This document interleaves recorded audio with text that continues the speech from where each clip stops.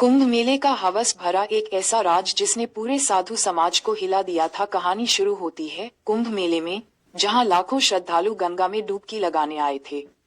पूरे वातावरण में धार्मिकता, आस्था और भक्ति का संचार था। लेकिन इसी भीड़ में एक ऐसी स्त्री थी जिसकी आंखों में एक रहस्यमयी चमक थी। उसका नाम था रत्नावली। वह कोई साधारण स्त्री नहीं थी, वह थी एक वेश्या, जिसे विशेष उद्देश्य के लिए इस मेले में भेजा गया था। रत्नावली धीरे धीरे साधुओं के शिविरों के पास घूम रही थी, जैसे कि किसी की तलाश कर रही हो। उसका मनोबल दृढ़ था और उसके चेहरे पर एक रहस्यमयी मुस्कान थी। उसकी नजरें एक शिविर पर जाकर ठहर गईं, जहां रहने वाले तपस्वी का नाम था आनंदगिरी। आनंदगिरी अपनी कठोर तपस्या और संयम के लिए प्रसिद्ध था। वर्षों से वह गंगा के किनारे साधना कर रहा था और उसकी भक्ति के कारण लोग उसे एक संत मानते थे। रत्नावली ने जानबूझकर आनंदगिरी के शिविर में प्रवेश किया।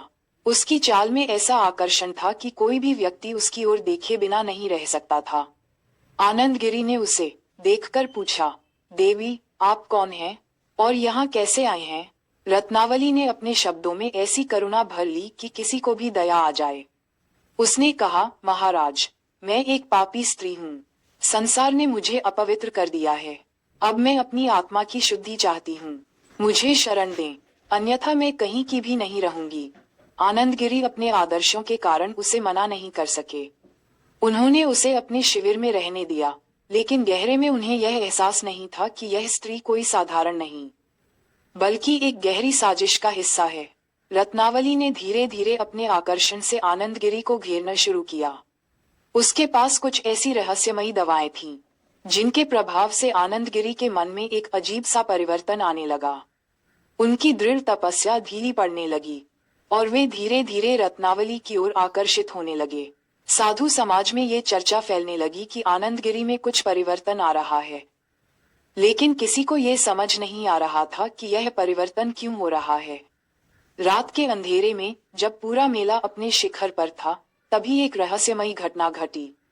अगली सुबह जब सभी ने आनंदगिरी को देखा, तो वे अपनी अवस्था को लेकर स्तब्ध थे।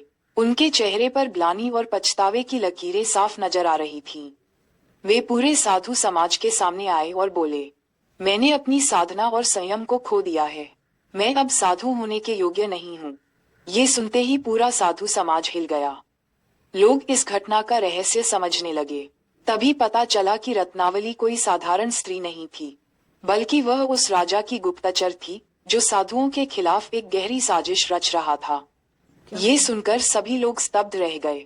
आनंदगिरी ने गंगा के किनारे जाकर अपने संन्यास को त्यागने की घोषणा कर दी।